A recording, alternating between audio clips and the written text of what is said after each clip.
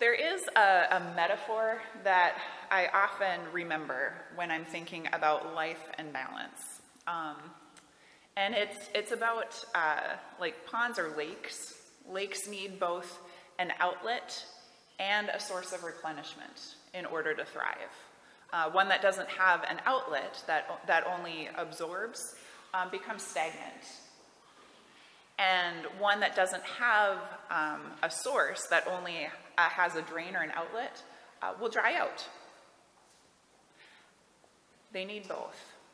And similarly, when we only produce, we'll drain ourselves as well, and we'll burn out. There needs to be a time for stillness and for replenishment, a time to be fed ourselves. But when we only sit back and rest, the opposite happens. We can become complacent as the world just kind of passes us by and life sort of happens. We need both. Ways to give of our energy and ways to rest and replenish it. Balance. It seems like Jesus knew that too. Our gospel reading for today gives us a look at that idea. And just to refresh our memories, when last we left our disciple team, they were being sent out to the neighboring villages and towns in that region to call people to repentance, to cast out demons, and to cure the sick as disciples of Christ. And they did all that. And now they're back, and they bring a report to Jesus. We did this and this and this. Amazing things, awesome things. Now go have a rest. Jesus hears of all of the work that they did, and he says, come away to a deserted place all by yourselves and rest a while. There's energy that they spent in going out and doing all that they did. Jesus recognizes that, and as their leader, their teacher, their boss, he gives them that directive to go take a little time off and recharge. Kind of a nice summer message to think about, isn't it? Hopefully we remember this message in the fall and in the winter, when we get a little bit more into a routine and become more work or activity focused. Because our culture doesn't always do this so well, do they?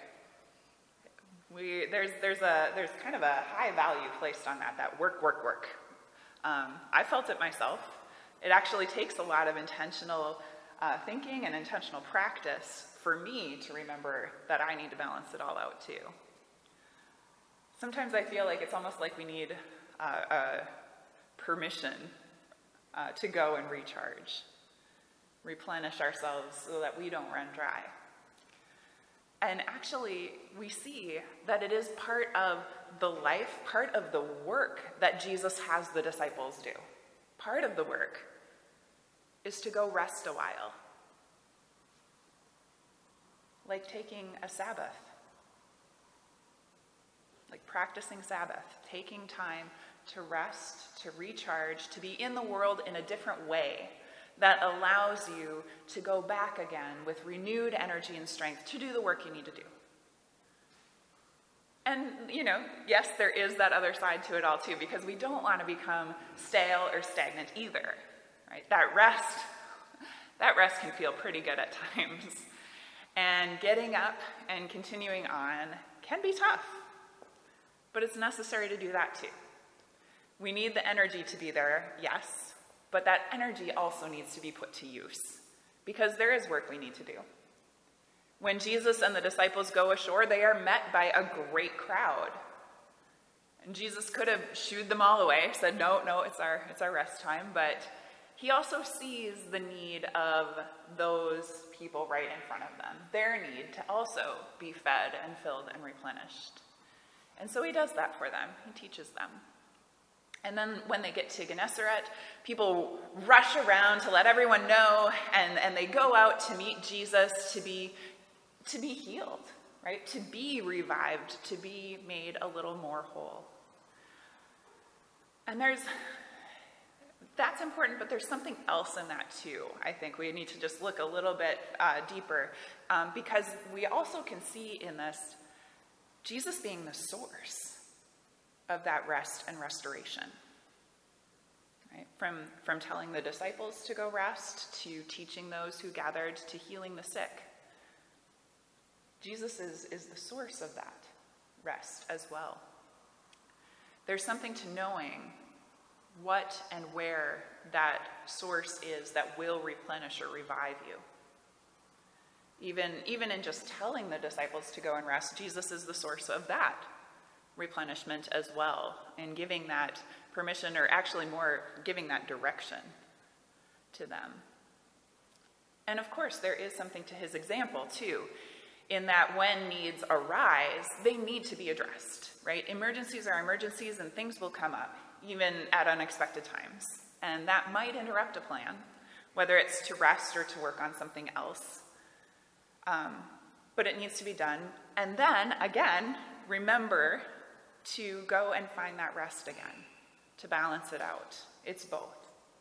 It's balance, and it's continual adjustments to that. Just like in the children's message, when some weight is added to one side, it needs to be adjusted so it balances out again.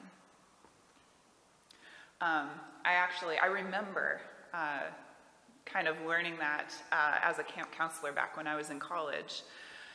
Sometimes the best thing I could do for the program was to go take a nap, so that I had the energy to return and be excited about whatever was next on that day's schedule, to be a positive person, and to help make each day a good one for the campers and the other counselors, and honestly myself, to rest, and then return to work to find that balance.